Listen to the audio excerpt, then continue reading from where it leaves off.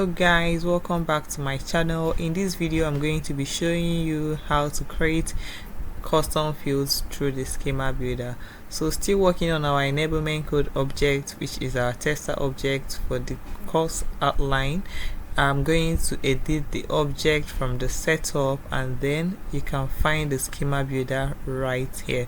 So you can also create an object here, but we are just creating a field. So we click on the button of Schema Builder, and instead of working with all objects, I will clear all the objects that have been pre-selected and then find my own object here and check the box right next to it.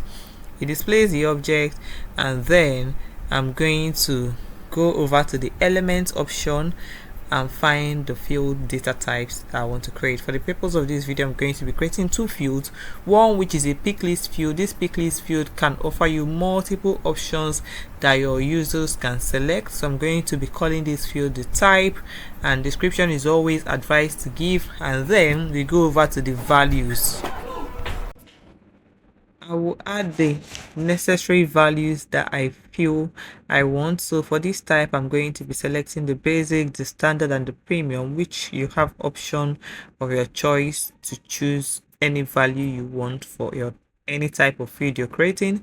So I'm going to be saving it onto this going to be saving onto the field, and then I'm creating the second field, which is the email field. So there is always the need to have an email field for any record you're creating, especially if you do not have a contact link to the account yet. So this email can serve as what you will use to reach out to the person who owns this record, just for the purpose of validating your record. This field has been saved, and let's head over to our home page, which is the sales app, to check whether this field has been reflected on any of the record. So voila, but it's not reflecting here yet. We can always go to the back end and check why this is happening. So I'm going to go over to my enablement code from the back end and see if the field actually exists under the already created fields, and yeah, we have it. So I'm going to go over to page layout and see if the field has been added to the page layout or it needs manual update on the page layout.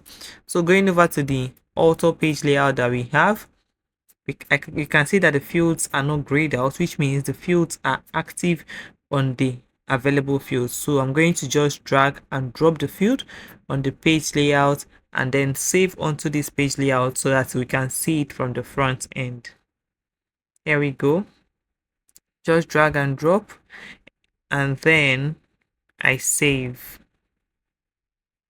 After saving, I refresh and then try to create a new enablement code record.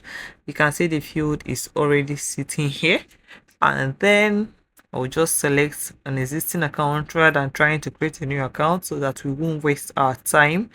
So let's select the Burlington Textile account, and we are going to choose a registration date, then an email, and any type of value we want to, and save. And here we have it. The fields are being displayed on the records. Thank you. Please like, subscribe, share, and come back.